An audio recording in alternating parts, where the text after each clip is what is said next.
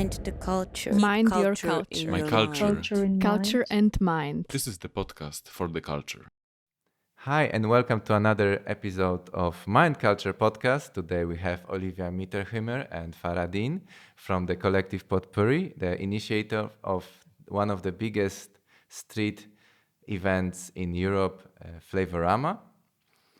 We're gonna talk about Flavorama, about their experience with street dance and contemporary dance. This podcast is possible thanks to the kind support of this wonderful space, Superar, in Wien, in Kulturhaus Brotfabrik, as well as to the kind support of Viral Visions, Erasmus Plus project, as well as BMKS Austria. So let's get into it.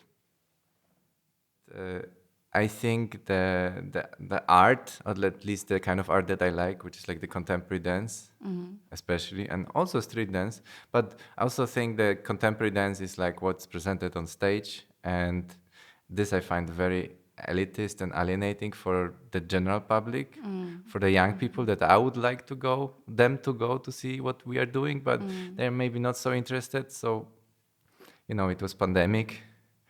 We were all looking for different kinds of expression, and I thought if we connected like these new formats that are available on internet, and maybe the idea of at least trying to connect a little bit better with the public. So that was like the idea of the podcast. But also for myself, like I love to talk with different creators, and then I feel I can learn something, because I honestly never studied choreography, and I have made some pieces, but I have absolutely no idea what I'm doing. So Same for us.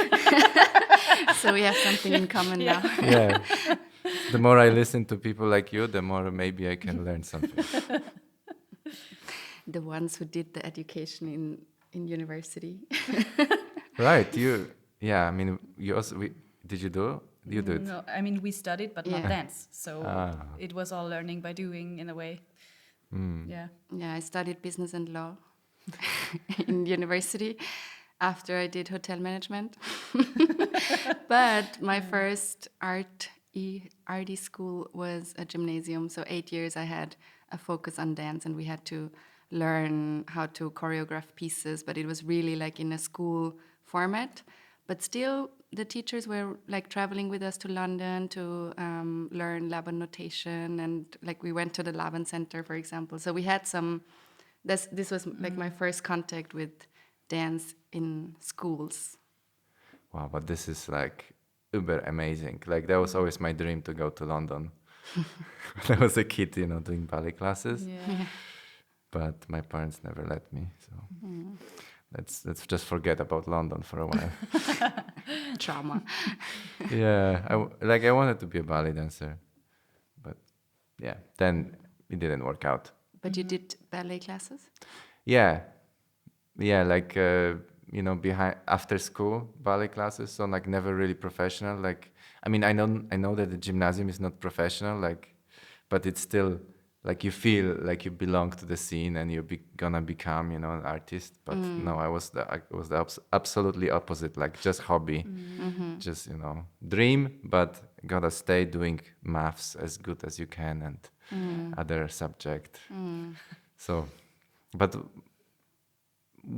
why, having studied law, why did you come back, to doing dance? Or having studied, what did you? I studied Spanish and culture management. So Oh, my okay. master was a bit more connected to culture, at least. Yes. And I could really grasp a lot of things for my dance career. But still, it was, we started when we were like 13 years old with hip hop dance and house dance. We got into it a little bit more. And somehow it always got more important already when we were younger. And during the studies, we started to work in the field of dance already. So we started to teach. We started to organize Flavorama with 18 years. So somehow we really found our ways into the scene a little bit more. And that's why it always felt like a really big part of our lives, I would say. And the study was more besides the dance. It was more because of the parents, at least from my side.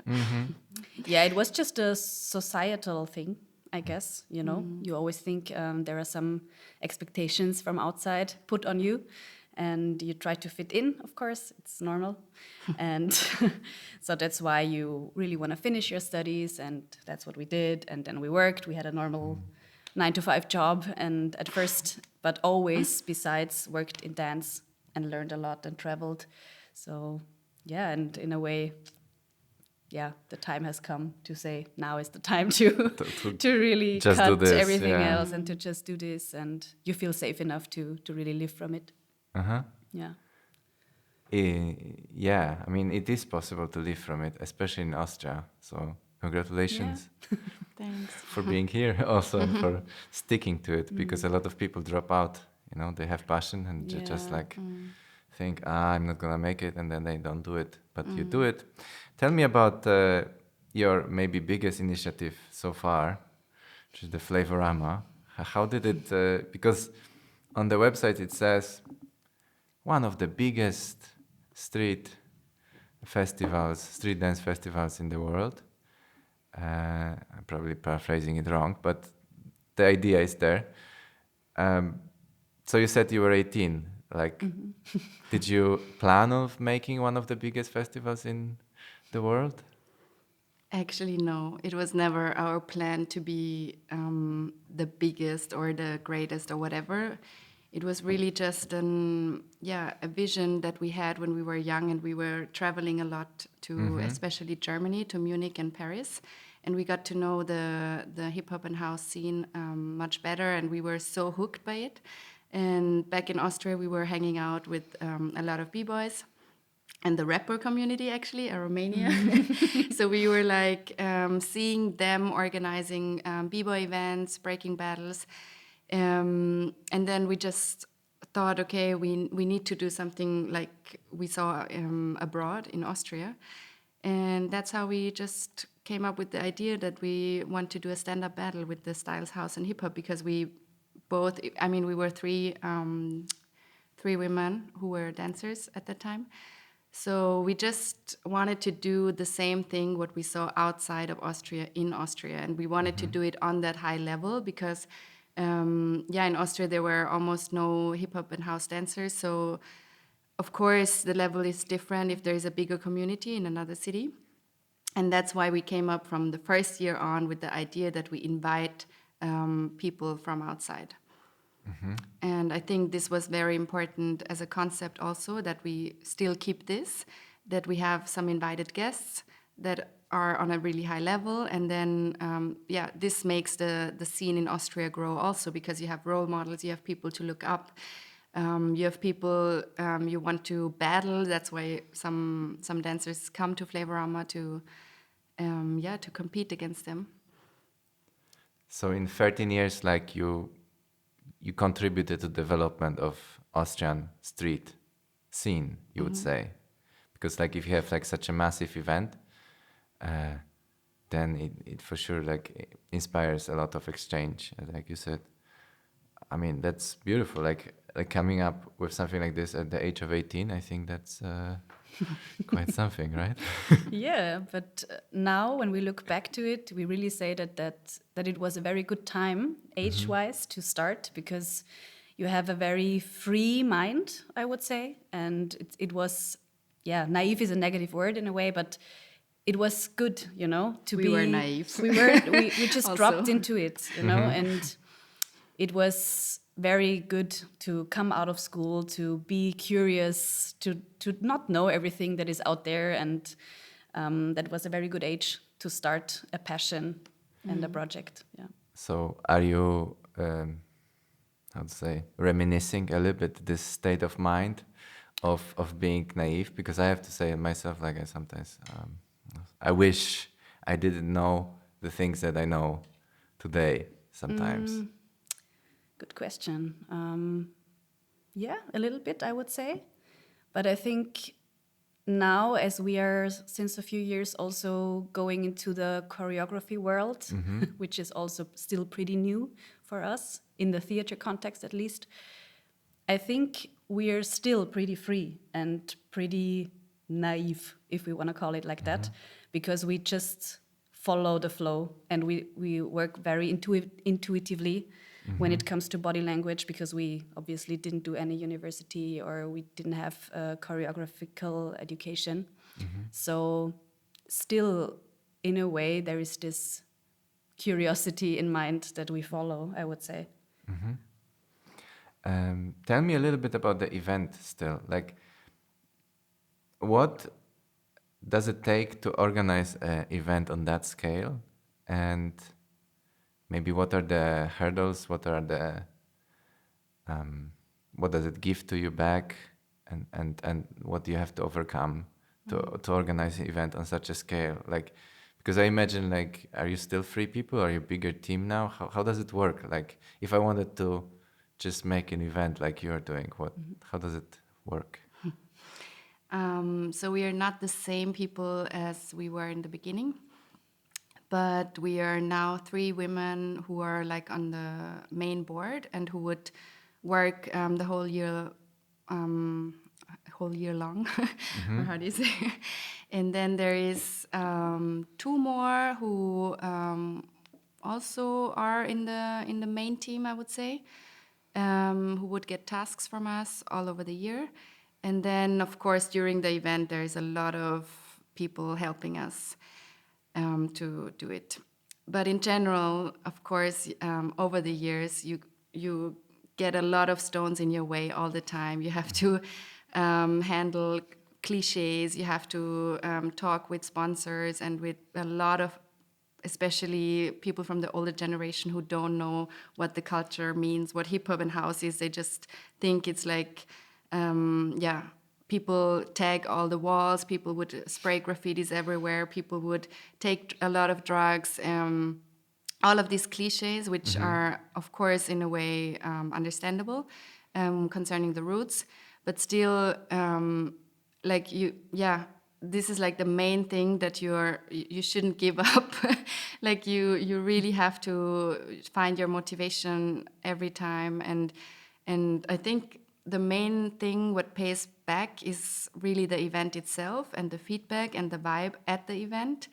So I would say we are working, so many hours for nothing when it comes to money. But then during the event, when all the people from all over the world come and they just celebrate the music and the dance and the culture and like this vibe, this passion that comes together and that's so packed in a room, it's unbelievable, undescribable how much it gives you back. And that's, I think, the main thing. If you have a passion for something, then you would do it even without money. And I'm not saying that we are not raising money and that we are not paying us and others. So it's, of course, important after 13 years that you're able to pay your judges and the lineup and everything.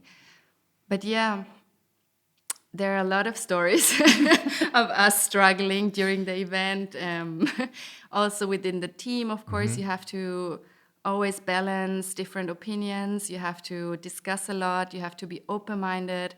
And I feel like, we are just really honest to each other, and we are really staying creative and also keeping our child alive in a way. The thing what we said in the beginning, the naivety about it. Sometimes we are still like, why not think crazy and do a jam in a church or something like that? And we just get inspired by another jam or battle from another country, and then we just do it and try to do it. And we talk to some pastors of a church, and they are like, are you crazy? But still, like, you have to keep this also fun in a way. Yeah. And did it work out? The church thing? No. Yes. No. Not yet. Not yet, but we're trying to. Yeah. That's cool. That is really cool. That's a great idea, actually. Nice. Wow, working the whole year. Tell me about it. No, it's people don't realize how much work there is. Like, maybe they're thinking like, they're dancers, so they're just dancing around. Like, they're dancers, they just have fun like their whole life. But actually, just to put something off the ground, it's just tremendous amount of work, unpaid often. And So do you ever burn out, or you feel like successful and fine and happy? No, especially not at all always happy. Especially this year or last year, 21, was really an exceptional year, obviously because of the pandemic. Because 2020, we shifted everything to online because it was not possible to do a big, or I think it was not even possible to do indoor events at that time. So we shifted it to Instagram. We did international battles on Instagram, which was not the same, but it was also really interesting to see the whole world and more countries to get involved in it. And that was also a very nice learning, I would say. But last year, we could do everything as usual, pretty much. So we had 700 people. It was not that much as the years before, but it was very nice in a year of a pandemic. So, but all the rules that came additionally, you know, the entrance, the controls, the whole bureaucratic stuff, you have to write concepts, what happens if, da da da da. So it was really such a lot of more work that we didn't really calculate, and you cannot really know what is happening at that time. You always have to elaborate different scenarios that could happen, and especially at the event on site, it really was so freaking exhausting. So this whole entrance, waiting times, test strategies, different countries, different rules, different opinions. Yeah, exactly, different traveling rules for and it different was certificates and also different opinions, like different expectations of handling it, you know. So being too strict, being not strict, you know, you cannot fit everyone's expectations, which is fine, but you still have to bear with that. And after, it was like we really had a month of being burned out. I had the feeling. Like you got really sick. I had also a phase of really just wanting to lay down and stay home. It was really tough, and but still, it gave us a lot of energy back. It was magical, and the feedback was so strong this year because everyone said, "How can you do that in this time?" And really, respect and thank you for doing it, and that was really precious. But behind the scenes, it's really tough, and you realize that only after the event, basically. Yeah. Like there were people writing us, actually I got the virus probably during the Flavorama, but I must say the virus is not so, I'm so happy that I was there. I don't care that I'm sick now. The happiness spreads bigger than the virus. That was a Was message. like the biggest compliment we got in a way, because it's like we were so feeling guilty, of course, that, if somebody got infected, but you cannot do anything about it. And then the person just writes you, actually, I'm still glad that I was there. Yeah. That's like, yeah, but it's so hard to control. Like if people want to come, they come on their own will, right? Yeah, like and everybody has to decide by themselves if you attend a big event in these times or not, of course.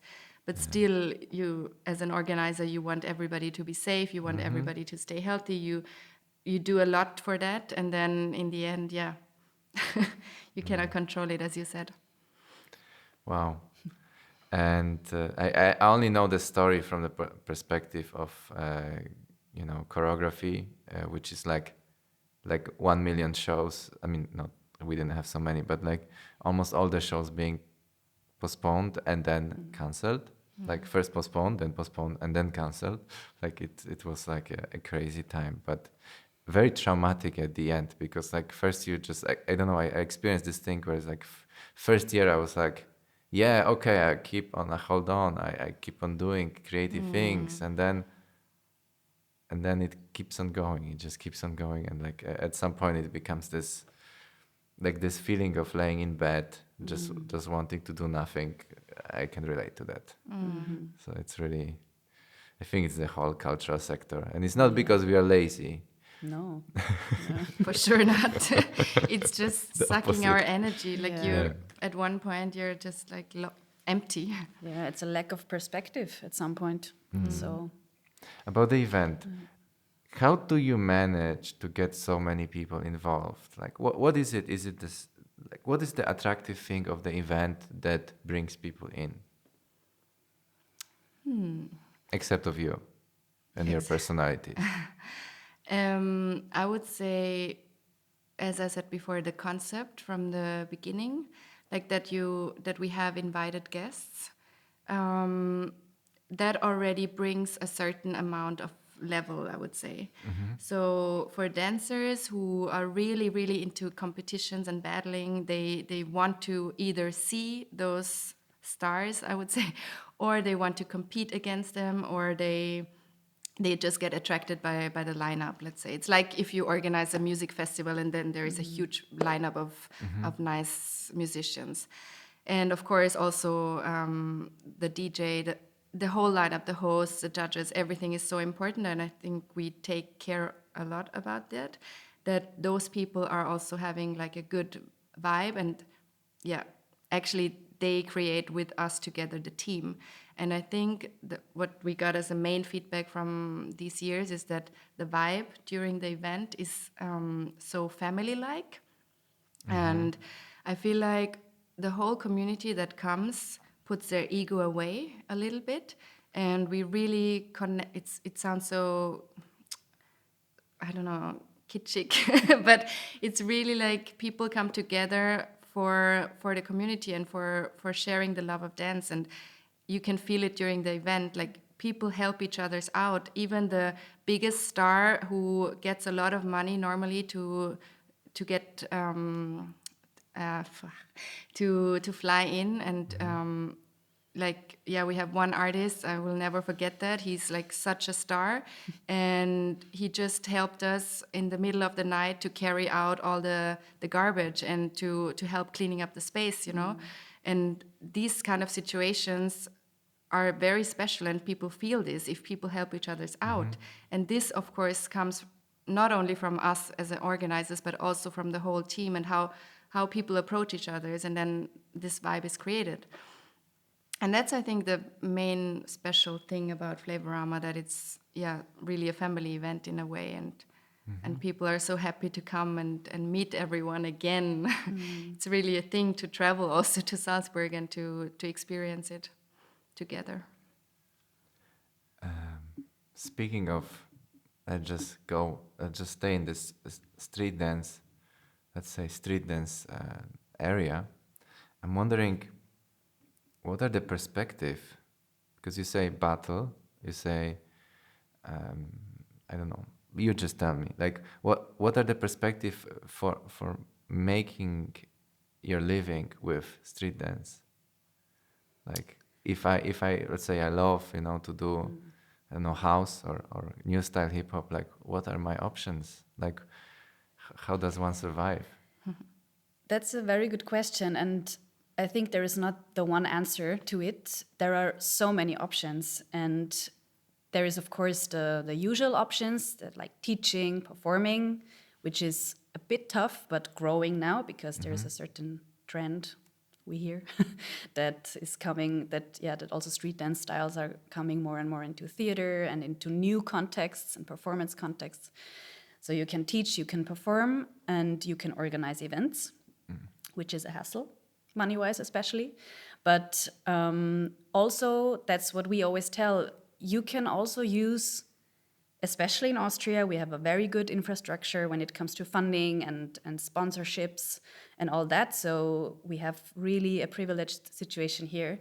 And you can really get some money and actually build your own things about it. That's what we did. Not only with Flavorama, So it's a lot of work to build your own working environment, and it's a lot of time and patience that you need to have on it. But still, you can just found your own projects, do your own workshop series, build your studio, build your crew, and do shows and try to sell it. It will take time for sure, and it will not be about a lot of money in the beginning. It will take years. And yeah, it's a lot about tears and sweat and energy, of course. But you can really also build, in a country like Austria, you can really build your own environment too, and that's very precious, and that's what we really have to appreciate also. And yeah, it's good to not always be dependent on external people, external institutions, to be dependent on jobs as a dancer, as a freelancer. So it's really nice to have your own projects that you can lead if you want to lead. That's a type of person also, question of type of person. But that's what we did at least, and we can say it works to have a living out of it. Yeah. So you better be resourceful, because, yeah, I always think like, but it's, you say in street dance, but also in contemporary dance, it's similar. Like if you just rely on the opportunities that are already there, then you're not really contributing to the growth of the scene. Whereas like if you create new opportunities, like you often can expand the audience and in general the scene, which is really good with such a fringe art, which is dance, I would say. Yes. And I feel like we are in a way really grown up with this spirit, because since we didn't have this typical dance education in a university, which is super great, but then you're also used to having a schedule, having people teaching you how it works in the real world, but then actually nobody taught us this perfect way of doing it. So in a way, we always just said, okay, let's try this, let's work about this project and stuff. So in the end, I think that's our work ethic. And sometimes I think it would have been nice to do an education, but then on the other hand, I feel like that's the reason why we are not getting so lazy maybe, or I would say maybe bored or dependent on somebody else giving us jobs, because it has always been like this. So that's our reality, that we created things out of nothing. Yeah, I wouldn't say it's a good or a bad thing, but it's just our reality. I think it's this brilliant thing you just pointed out about the dance education in general, because like I went to the university, and there has been a push towards becoming like a part of the system. Like that's like in the university, like you don't have a personality, but you're like supposed to do what teachers tells you. You should be in the classes that you have to be. If you miss classes, it's bad. If you don't do what we say, it's bad. And it creates this kind of mentality of obedience. It's almost like totalitarian regime. Although like the university I went to was luckily so disorganized, that so chaotic, that it did not have this influence on me, but it had this influence on other people. And then then you struggle. Then it's And then maybe if you don't agree with the values of the university, you drop out of the community in general, and you stop dancing because you don't want to be in this system. And luckily we found, because I would also say that the hip hop community or the house community is also in a way very rich with values and systems and structures. But luckily we love this. So yeah, but also personally, for example, I always wanted to do a dance education, and I was always like, I feel less, I feel like I don't know all these things, and I want to get this on a paper, how to do, let's say, a piece, or how to be a dancer, like a professional dancer or whatsoever. And I always compared myself with people who had an education, but then when it comes to real life situations, sometimes when I compare myself with people who had this education, then I feel like, okay, but actually I have this real life experience, which is also an education, because it's, we should value our like lifetime experience more. And even like when we started this podcast, we were saying like, we are all three of us not having an education, so we are not in a way good enough, and it feels so negative, and we shouldn't do that. you mean education in podcasting?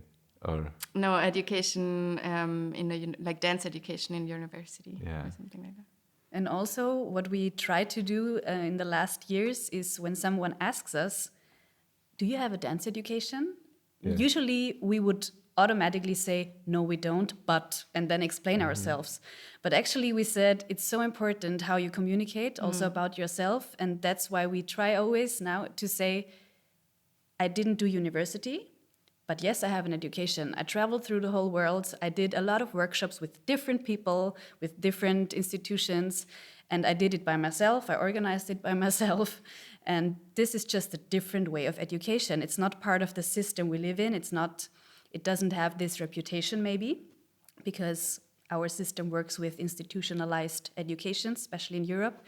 But it's just a matter of presenting yourself also. And we learned that, especially with Flavorama, with convincing people to support or to collaborate, it really makes a difference how you present all this, especially in a culture that suffers a lot of cliches still. So it makes a difference how you say, how you tell about it. And also like how we really feel about it, because yeah. Yeah, I mean, it is brilliant what you say, and I think, it's a similar thing with normal universities as well. Like you can have a university experience, or you can have an actual experience, and usually the employer will value the real life experience more. Except, as you said, the field in the cultural fields still suffers from prioritizing. Yeah. Often the education. Whereas like if you would go like to work at Google, if you had 3 years of experience in the field, that would be more valuable than 3 years in, I don't know, some university somewhere. So it's interesting paradigm. Yeah. Cool. I'm glad you say this. So now let's go towards contemporary dance, because you have your own collective, or was it association, organization, dance company? What is it? Good question. So Potpourri is the name of our association that we started in 2006 in Salzburg, with the 3 of us who organized and started Flavorama. So this is our name, which also is the name of our crew. So in the beginning, we identified ourselves with having a crew, because if you enter a battle, you always had to sign up with your crew name. And and we really love this name because potpourri means in different languages a mixture of things, and I feel like we were always a mixture of things, of different dance styles or opinions and personalities in a way. Recently we started to also go into the field of theater, and so we use this name still because we identify with this name. So for like performing, we would say it's our dance company Potpourri. Tell me about your experience. So 2006, you decide like you want to do stage productions. Where did this inspiration come from, and why suddenly, coming from the world of battles and organizing events, like why suddenly you want to do stage productions? Like, what is this in the stage that you like to do? Like, what attracts you? Yeah, so first of all, in 2006, when we founded the association, we started with doing shows.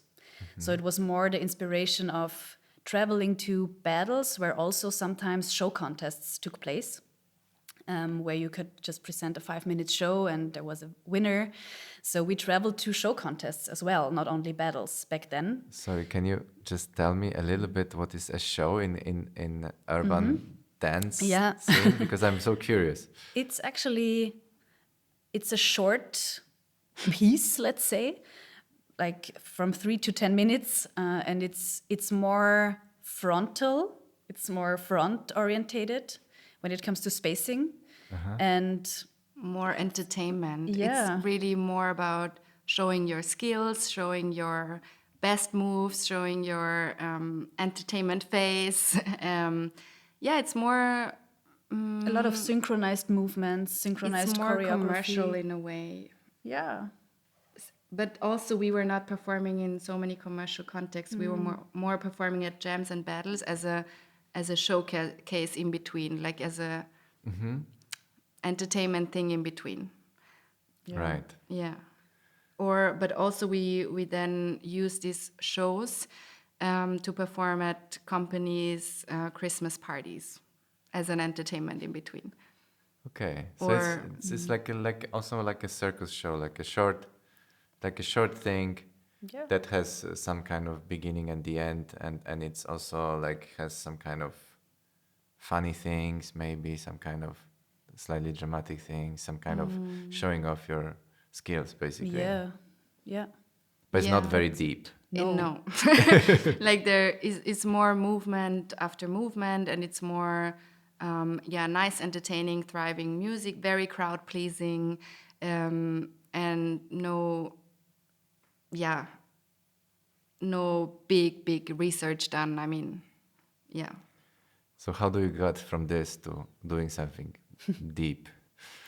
So it was a process over many years, I would say, because when we were in the scene for some years, we felt that there is this field also that we didn't touch, which is theater. And it's still very young to bring street or club dance styles to a theater stage. And it's also really European, I have the feeling at least. I think it's spreading right now, but there are also these discussions if it's good or not.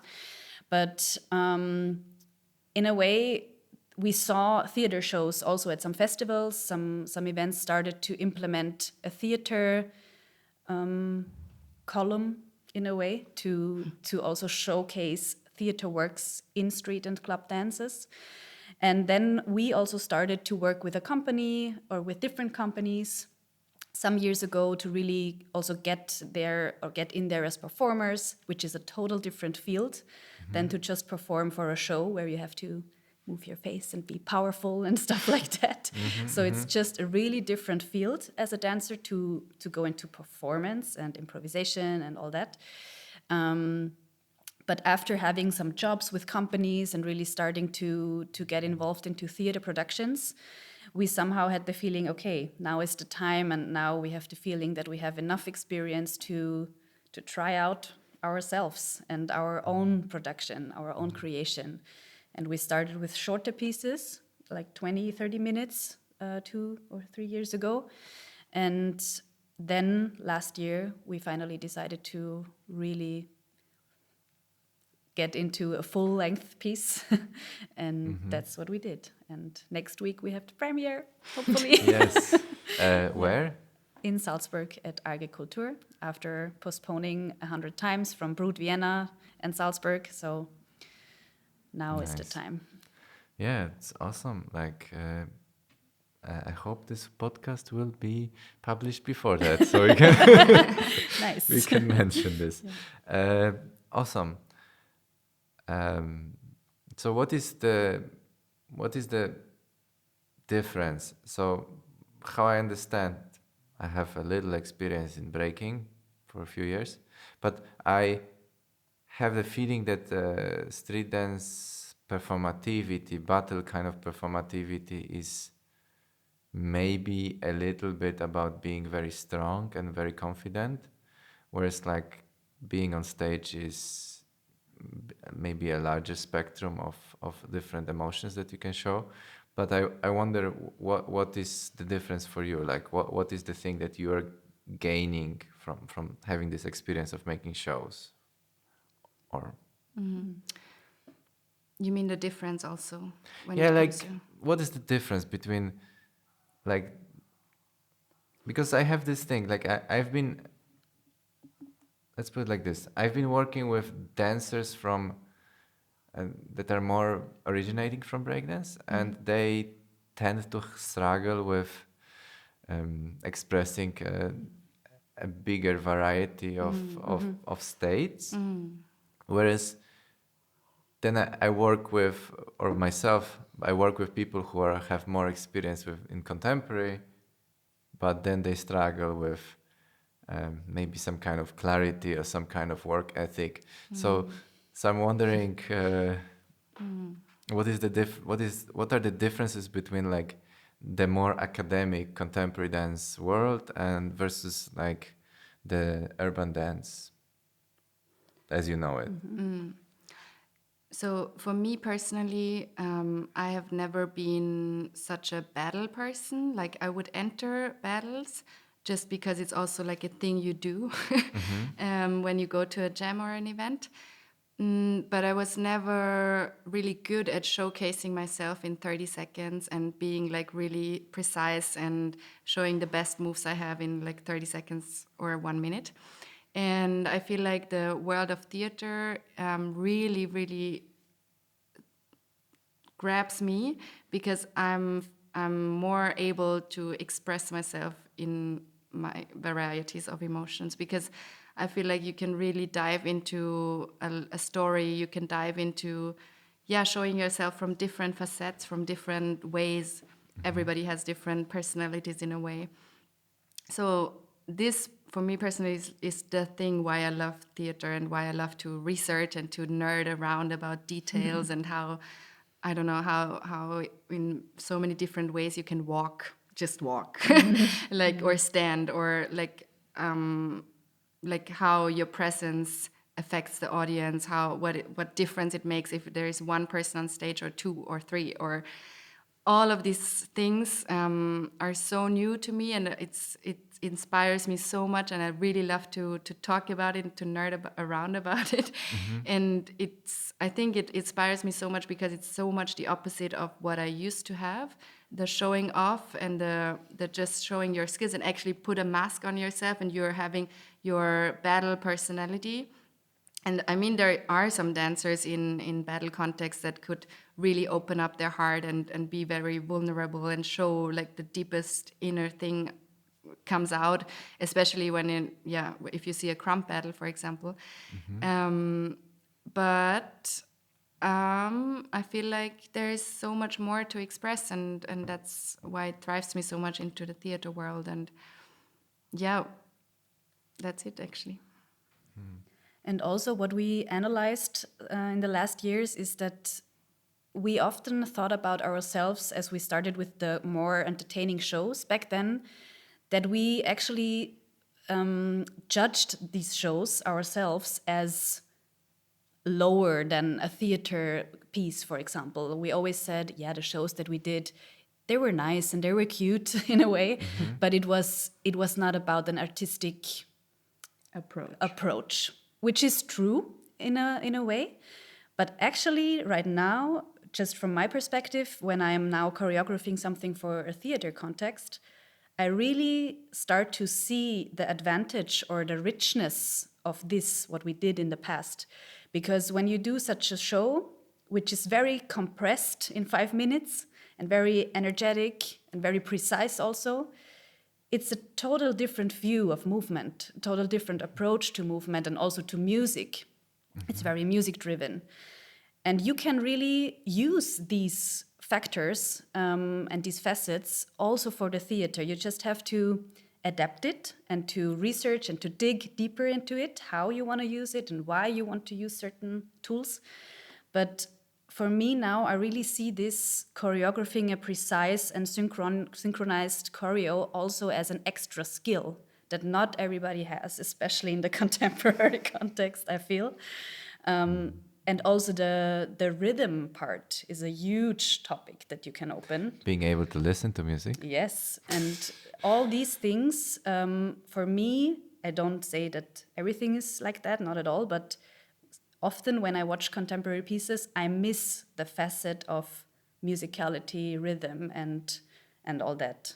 There's also the contrary, that we often say, let's really go against the music right now. We always do only the music thing, but it's always about balance, I think, and both sides can really learn from each other. And also when a dancer has an experience from battles, from short entertaining shows, it gives you really additional skills for the theater and performance context. You just have to learn, you just have to adapt yourself and be open for the emotional part especially. And the improvisational part, it's completely different than just freestyling in a battle. It's a whole another world that opens up, but it is very precious. And sometimes we struggle with, we just did that, we don't know that. But actually we know a lot of other things that we have to bring there and appreciate also. Yeah, I feel like if you spread this skill over time, like within the piece, then you have like a perfect piece, because like you need to have the slower moments, you need to have the more Yes. conceptual moments, but you also need to have those really virtuosic moments because people love to see virtuosic things. I mean, Yeah. unless you don't care about people, in which case it's also fine. There's a lot of that. But I think we are very attracted to beauty, and there is certain beauty in virtuosery. And I think coming from street styles, especially, like there is definitely virtuosery. But do you find yourself like struggling with certain elements? Because you said that you maybe sometimes think of something as less, or are there some obstacles on the way of becoming like a fully fledged contemporary dance maker? Yes, I mean, for sure.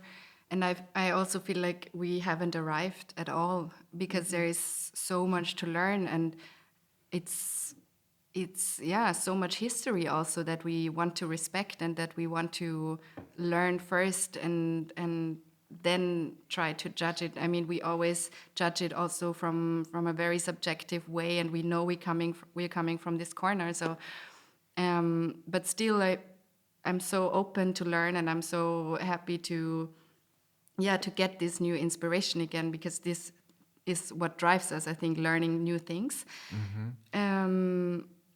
And of course, we have, for example, in the last piece, we were working with a dramaturg, maybe you know Philippe Brière.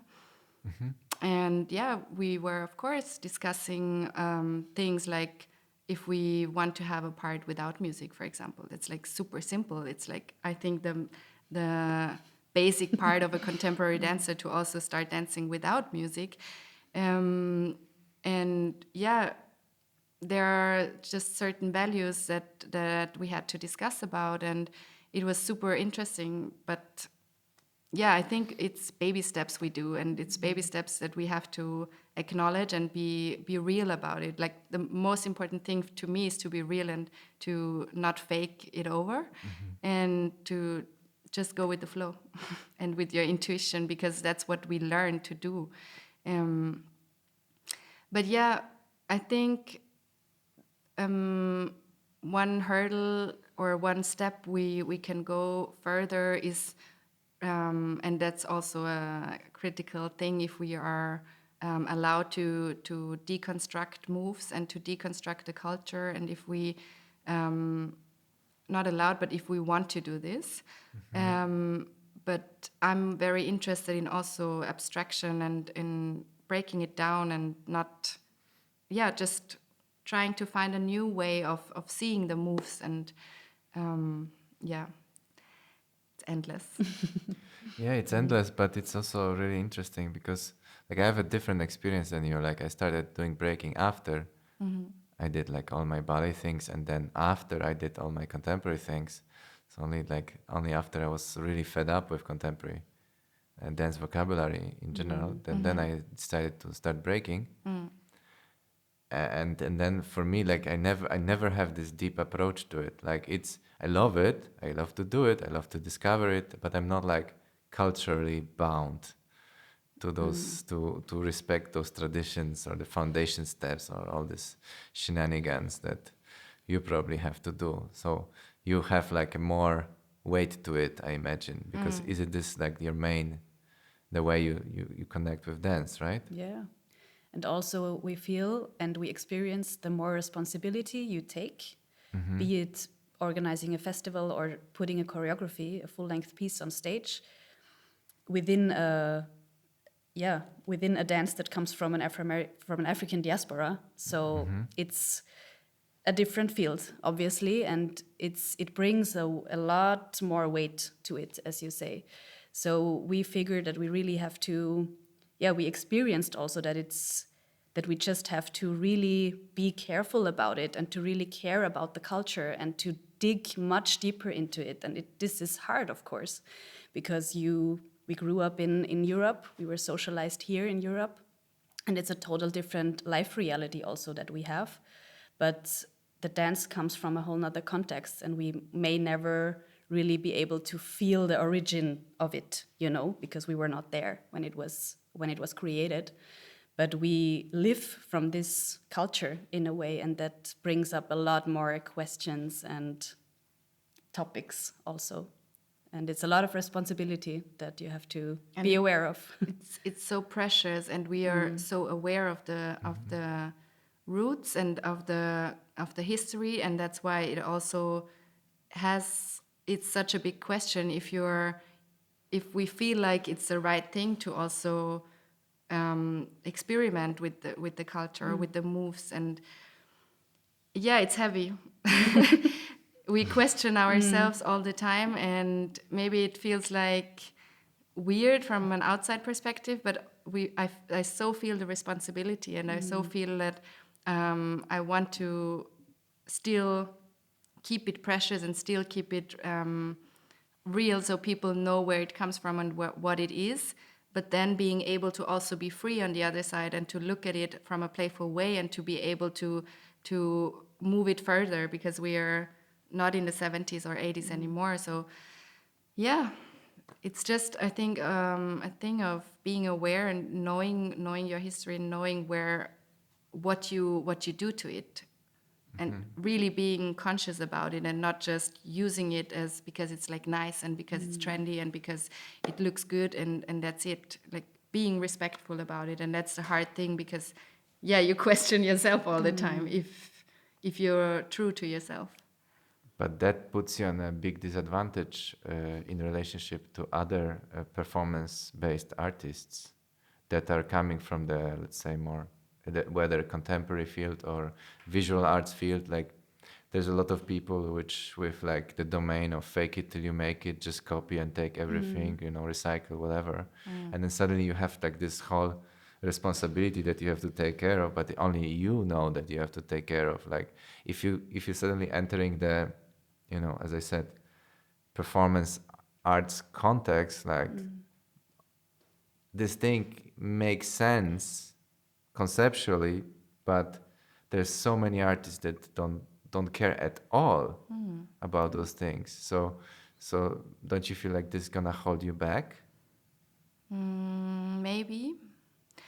Maybe because right now I'm in the position where I reflect and where I'm questioning myself a lot. Also, these times are just about reflecting in a way, I feel, but I hope to get free from it also, in a way to not hold myself back artistically.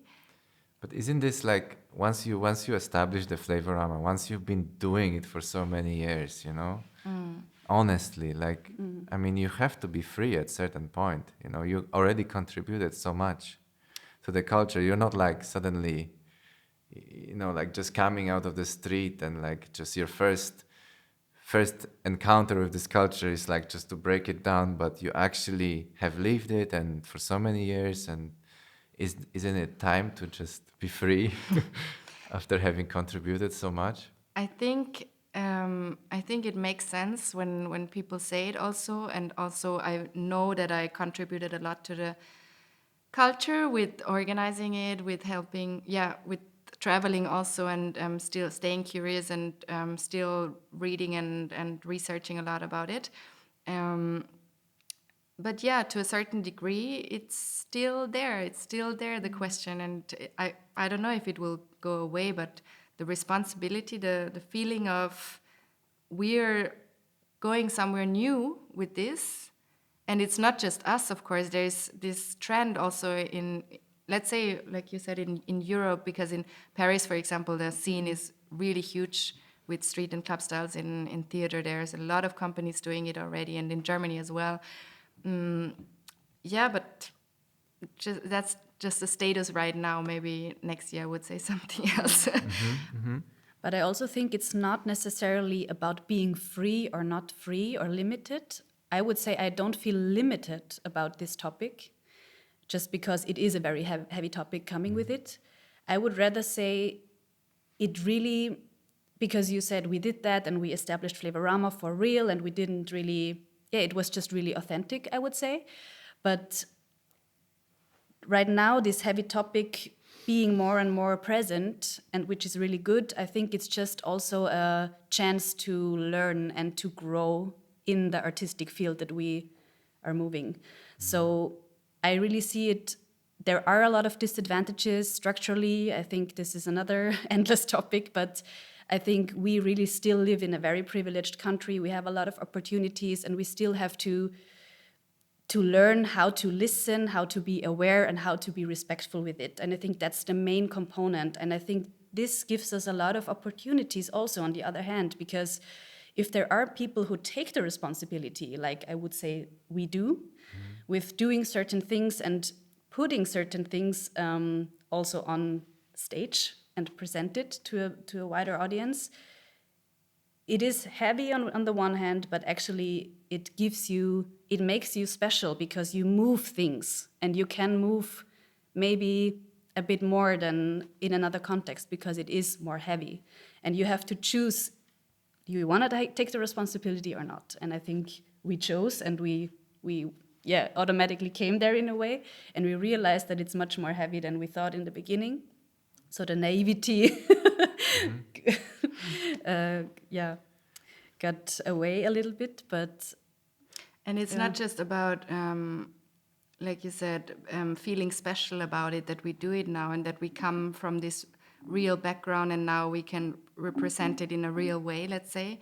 But it's more like really the urge also that I have to get inspired. Since I am in contact now with the contemporary scene, I'm so inspired, and I want to see how this body language that I learned for 15 years, how I can use this in a different way, in a different context, with a different view on it. And I do not want to limit myself as a dancer to try things out and to create things further.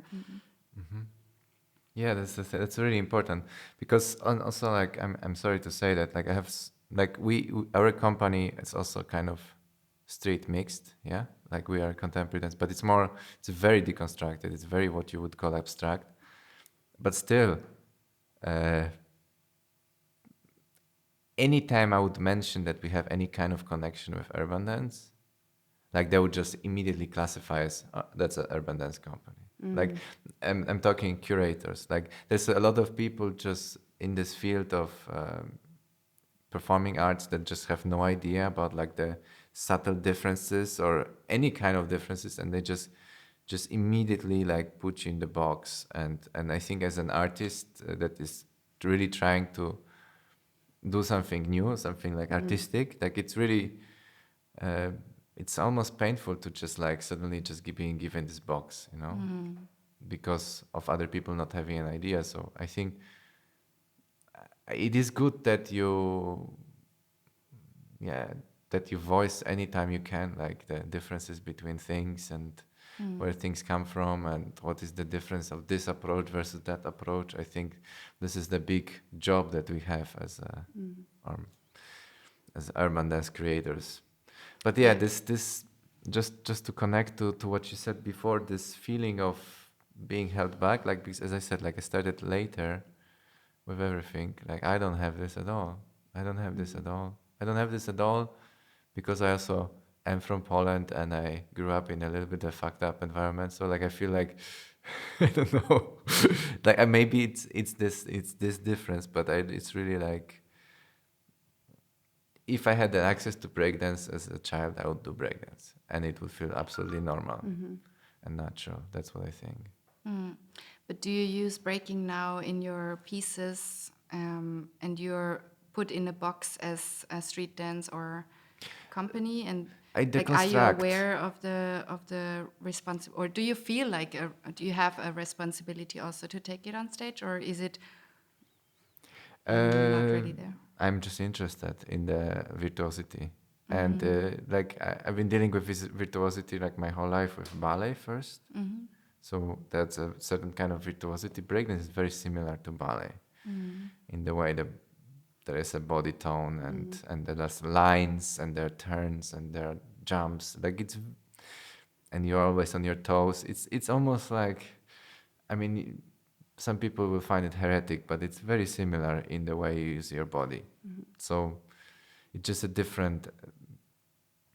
It's more on the arms. It's a different set of skills, I would say, versus like the traditional academic contemporary dance, which is like more on the heels, more like in the deep squatting positions and so on, and just just, I don't know, moving your torso around. It's a very different way of movement, and it just somehow connect to this, you know, exploration, just exploration of human potential. Because like if you have the vocabulary of ballet, you have the vocabulary of contemporary dance, and if you add the vocabulary of breakdance, like then suddenly you have like a big, I don't know, big range basically. Like you don't have, like, that's what I also don't want to do. I never want to put breakdance on stage. Actually, it's more about like, what can the body do that already knows how to do breakdance? You know. So it's like you always, like, I feel like whenever you improvise, you always improvise within like a set of movements that are available in your body. Yeah. Not more, because it's not possible, because you only know those kind of movements. And if you expand this set, then you can just do more different things. Yeah, I think it's totally okay and understandable to just see it as a body and movement language, all these kind of styles. That's totally legitimate. But if you use it, or that's our approach at least, if you use it in a presentative way where you reach people or where you want to inspire people, it's just important to know where it comes from and to be aware of why it evolved, this dance. It's not coming from, it's coming out of a movement, it's coming out of oppression and discrimination. And this is the most important thing. I really don't think that everyone needs to educate or to bring it out there so much, you know. I think this is a personal decision also. It's a lot of energy you need to take. It's a lot of, Maybe we don't agree on this. So for me, it's just the thing you really need to be aware where it comes from and why it evolved. But yeah. Yeah, I really feel like you should be able to tell the story also of the history and to make an effort also that people understand where it comes from in a way, because I understand the comparison between ballet and breaking when it comes to structures and moves and stuff. But then the big difference is that there is a huge culture behind it that is built up upon oppression and stuff and discrimination compared to ballet, where it's not. And it's for sure, both have a really, really rich history and a long history. But yeah, I just feel like people take the styles as because of the reason of that it's virtuose and that it's stylish, and I totally understand it, and I don't want to limit anyone, and of course I don't want to limit myself in a way, but still I feel like I want people to know it, and I want people to understand it. It's the same thing when I would start creating a ballet piece. I would say, if I'm a ballet teacher, then this person should know where it comes from and what it means. But that's just my personal opinion. We can discuss about it a lot, I guess. And it's nothing wrong, I think, about trying out the movement and being attracted by it, because that's also how we got into the culture, because we were so attracted by the music and by the moves and by just this. But yeah, since I'm growing older and I'm reflecting more, I feel like there is really a responsibility behind it. And also, considering the last few years, I also have to honestly say that these thoughts really evolved like 2 years ago only, because we live in a world that is now really screwed up and is really changing. And of course, the pandemic, Black Lives Matter, the gender debate. There are so many debates really rising now, or getting bigger and bigger. And it's actually, of course, much too late in a way, and it should have come earlier. But I have the feeling in our bubble, it really evolved 2 years ago. And now we're starting to really be aware, honestly. So 5 years ago, I was also just dancing. And of course, I knew I was in New York and it was important to me. But being honest, it was not that heavy at all. And yeah, did you enjoy it more maybe? No. You enjoy it more now? I still enjoy it a lot. Okay. But I'm just learning and being aware of the responsibility. And it Yeah. was not there before. And this is a process, and it's a tough process because you need to learn how to deal with it and how to approach other people and how to approach to the art form in a different way. But that's why I think that not everyone can have this process at the same pace.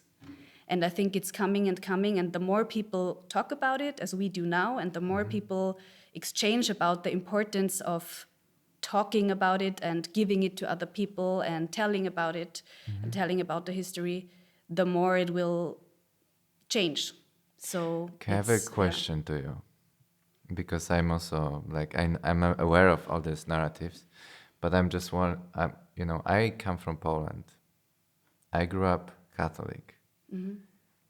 This, what you described to me, is very reminiscent of a religious approach to things, and I'm just wondering, like, once you take things with such a sacredness, are you then allowing yourself to evolve? Are you allowing yourself to get better? Are you allowing yourself to be creative?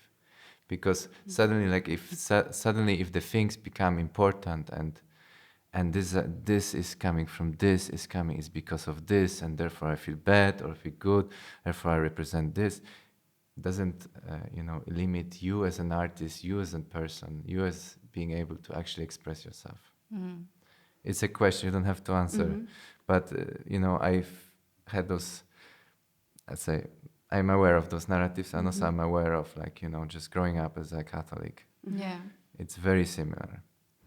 I think we are in a process right now where we are learning a lot and being more conscious about things what we before just lived and did, and with our social surrounding. Of course, when we are living in Europe, we experience house in a studio and not so much in a club, as if I was brought up in Paris or New York or something like that.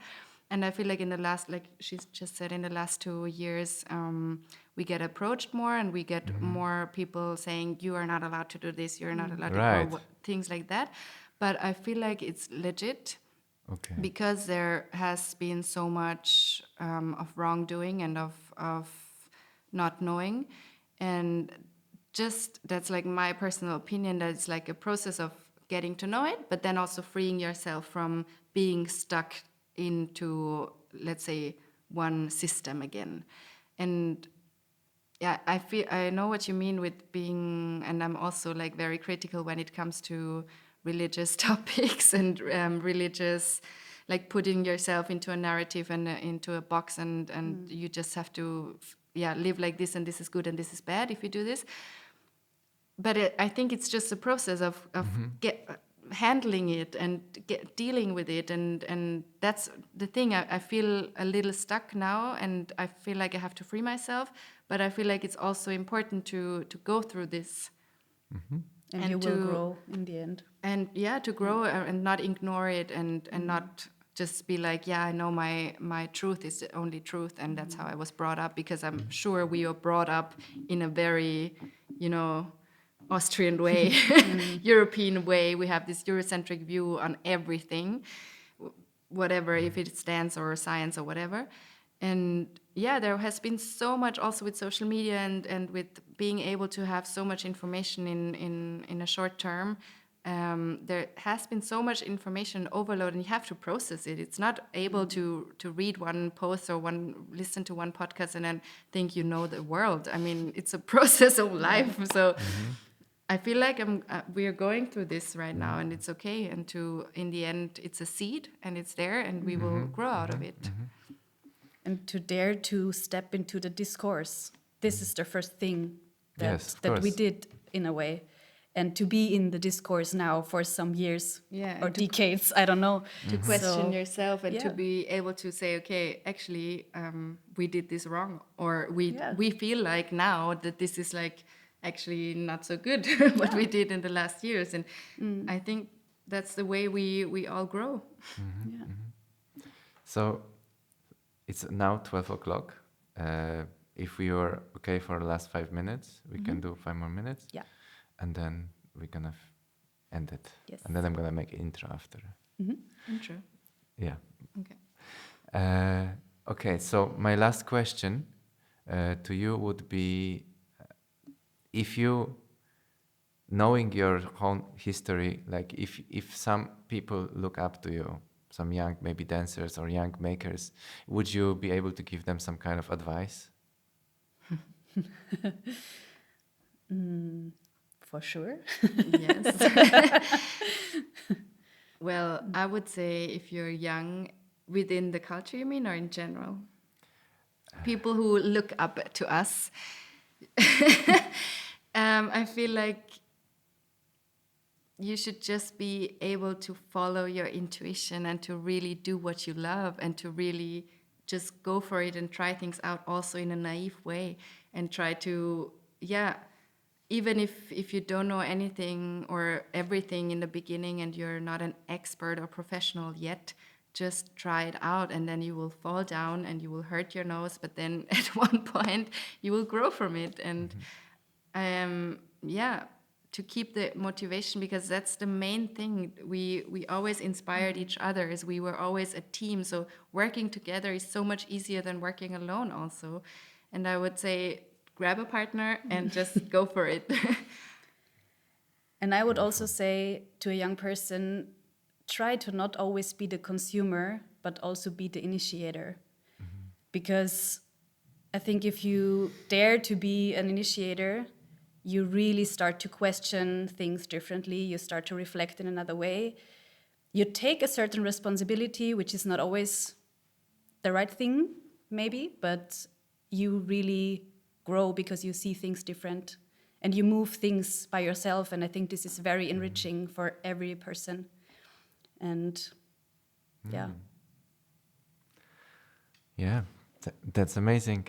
Yeah, I can relate to that as well. Like, I feel you learn a lot once you have different perspectives. Like, you learn a new, like, you start to see yourself from different angles. And I think this is very important if you want to have a competitive advantage, whatever you're doing. But also if you want to contribute to the field that you're in. Okay, thank you so much for this conversation. That was lovely. Thank you for having us. If you like what you just listened, please consider liking and subscribing to our wonderful channel. More is coming soon.